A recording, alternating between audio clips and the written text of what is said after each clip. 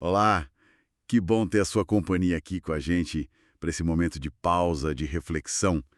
Iniciando a 20ª semana do Tempo Comum, um tempo, assim, especial para a gente crescer na fé, né?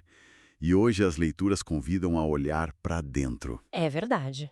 A palavra hoje, ela nos confronta com uma dinâmica muito humana, sabe? Essa nossa tendência a altos e baixos na vida espiritual, ora perto, ora longe de Deus, e do outro lado a fidelidade dele, que é constante, firme. Vamos conversar um pouquinho sobre Juízes, o Salmo 105 e Mateus, tentando ligar isso com a nossa vida, né? Com o dia a dia. Isso. A ideia é buscar juntos uma luz para a caminhada. Reconhecer as fragilidades, sim, claro, mas principalmente a misericórdia gigante de Deus, que sempre abre uma porta para recomeçar. E essa dinâmica já está bem forte na primeira leitura, né? Lá do livro dos Juízes. Juízes 2 descreve um padrão que chega a ser doloroso de tão repetitivo. O povo esquece Deus, aí começa a servir outros deuses, os Baals, as Astarotes, que prometiam coisas imediatas, né? Poder, fertilidade. Aí vem as consequências, o sofrimento, e no aperto eles clamam, pedem socorro a Deus.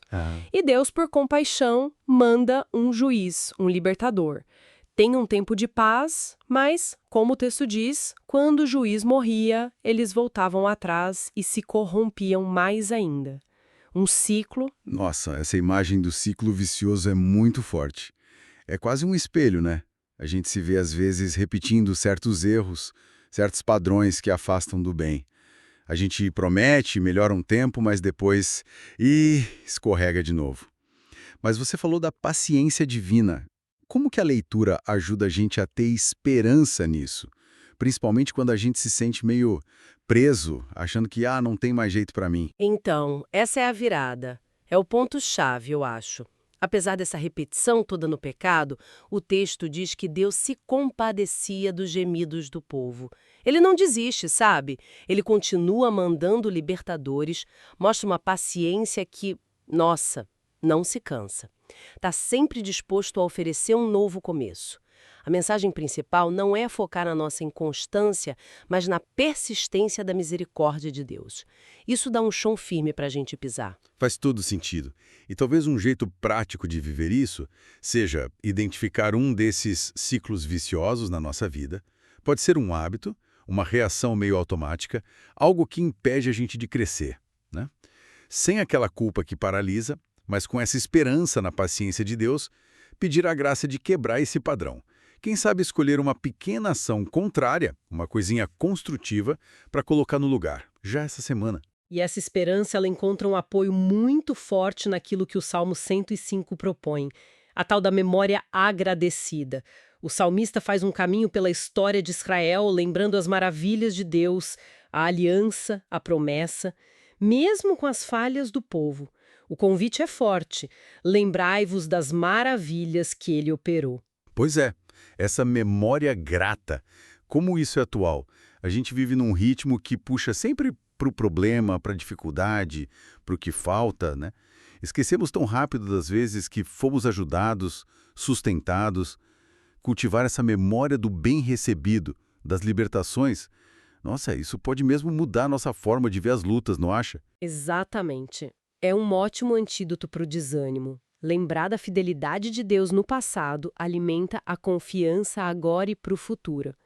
O Salmo não nega as dificuldades, não esconde o pecado, mas ele escolhe focar na ação de Deus que salva.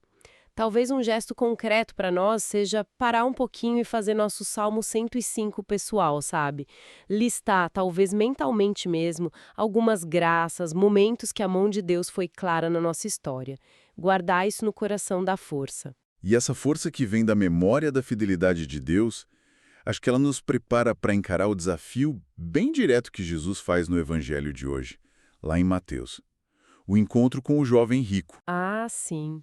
Um encontro muito marcante. Um rapaz que buscava a vida eterna, que já cumpriu os mandamentos, uma pessoa boa, esforçada, né?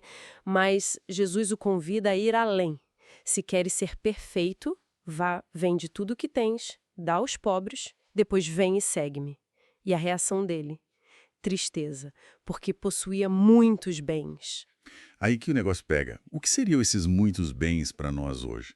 Com certeza não é só dinheiro, né? Exato. Isso que é fascinante. Os muitos bens podem ser qualquer coisa que prende o nosso coração e impede a gente de seguir Jesus com liberdade. Pode ser grana, sim, mas também pode ser o status, a necessidade de controlar tudo, nossos planos que a gente não abre mão, a busca por segurança a qualquer custo, até a nossa imagem para os outros. Jesus olha para ele com amor, o texto deixa isso implícito, mas desafia a um desapego radical para encontrar a vida de verdade, o tesouro no céu. A tristeza dele mostra que ele percebeu que estava preso, né? Isso leva a gente a se perguntar qual é o muito bem que hoje me impede de ser mais livre para Deus, para servir aos outros. O que está ocupando o espaço do seguimento de Jesus? Talvez praticar um pequeno gesto de desapego essa semana possa ser um sinal concreto dessa busca por liberdade. Doar algo que está sobrando, abrir mão de um pouco do nosso tempo ou conforto por alguém, simplificar alguma área da vida, coisas assim. Então, resumindo um pouco a riqueza dessas leituras de hoje. Elas mostram, com muito realismo, que a nossa vida de fé tem altos e baixos, quedas e recomeços. É assim mesmo. Mas, acima de tudo, elas garantem a fidelidade e a misericórdia de Deus são constantes. A santidade não é não cair nunca, mas é a capacidade de levantar sempre, confiando nessa graça. A grande mensagem, então, é de esperança, muita esperança. Deus não desiste da gente. Ele continua chamando para a liberdade, para quebrar os ciclos que nos prendem, para viver da memória agradecida e buscar o desapego que aproxima dele. Fica então a pergunta para nossa reflexão ao longo da semana. Qual riqueza, seja material, emocional, de planos, de imagem, o que talvez esteja pesando no coração, impedindo uma resposta mais generosa ao chamado de Deus? Que pequeno passo de desapego a gente pode dar como sinal concreto de que deseja essa liberdade maior? Se essa nossa conversa trouxe alguma luz para o seu dia, para a sua caminhada, deixe seu comentário, sua partilha. Isso enriquece muito a nossa comunidade aqui. Muita paz e bem para todos e até o nosso próximo encontro.